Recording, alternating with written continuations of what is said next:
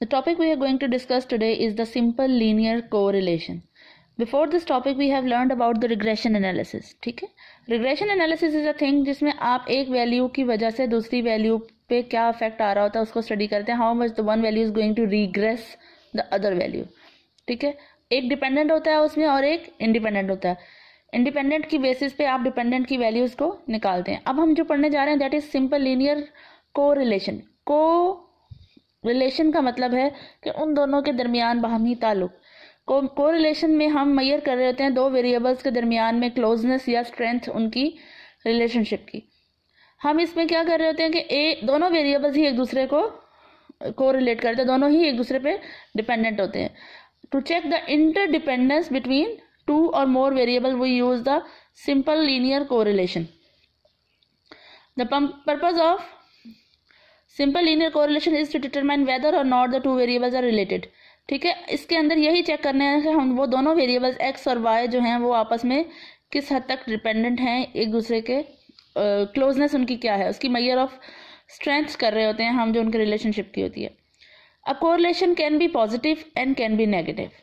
Positive correlation would be when the both variables tend to move in one direction. यानी कि अगर एक variable बढ़ रहा है तो दूसरा भी उसके अकॉर्डिंग बढ़ रहा है, या एक कम हो रहा है तो दूसरा भी कम हो रहा है. बढ़ना और कम होना जब दोनों सेम डायरेक्शन में होगा that would be a positive correlation. ठीक है, that would be between 0.1 to. अच्छा, एक और बात भी है इसमें कोरिलेशन को मेजर करने के लिए हम जो वेरिएबल यूज करते हैं that is called as R. और आर की रेंज है -1 से +1 तक. अब इसके दरमियान में एक तीसरी वैल्यू आती है 0. -1 से +1.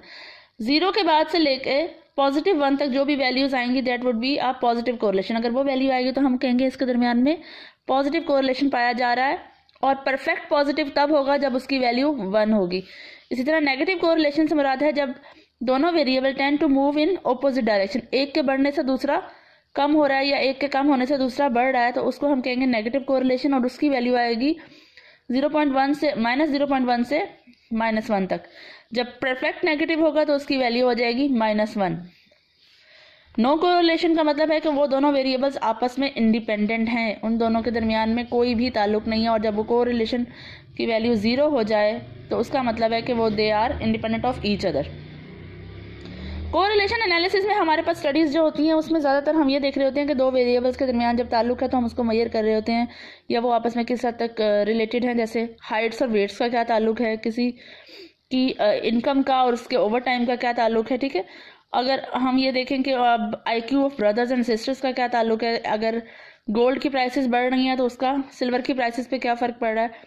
ये मुख्तलिफ एग्जाम्पल्स हैं जो इस तरह के रिलेशनशिप्स में हम स्टडी करते हैं. हम कोरिलेशन एनालिसिस को मेजर कर रहे होते हैं.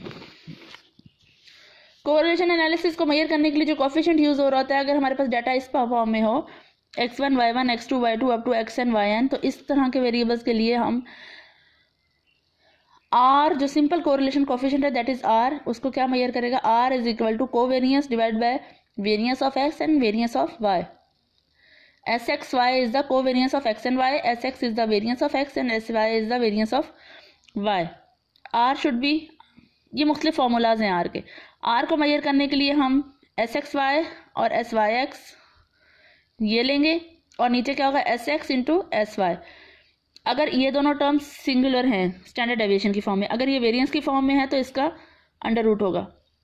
ये होता किसके बराबर है, it is equal to summation xi minus x bar into yi minus y bar over n. और sx किसके बराबर होता है, summation xi minus x bar का square over n summation yi minus y bar का स्क्वायर ओवर n. ये वो जो वेरिएंस का फॉर्मूला आपने पढ़ा हुआ है चैप्टर नंबर 4 में. अब अगर हम इसका n और ये वाला n और ये वाला n क्या बन जाएगा, n इंटू n स्क्वायर और उसका अंडर रूट क्या हो जाएगा n. तो 1/n और ये वाला 1/n अगर इसको हम बाहर ले लें तो ये कट जाएगा. तो फिर इससे क्या बनेगा, हम summation xi minus x bar into y minus y बार summation xi minus x bar का square y minus y bar का स्क्वायर का अंडर रूट. ये r के मुख्तलिफ फार्मूलाज हैं जो हम इसको मेजर करने के लिए लेंगे. आगे है r की प्रॉपर्टीज. r की प्रॉपर्टीज में सबसे पहली बात तो ये है कि it is symmetrical with respect to x on y and y on x. जब हमने रिग्रेशन पढ़ा था तो उसमें x ऑन y और y ऑन x के लिए हमारे पास वैल्यूज डिफरेंट थी, लेकिन r is symmetrical with respect two variables x and y. यानी कि r y x लें या r x y लें दैट इज सेम.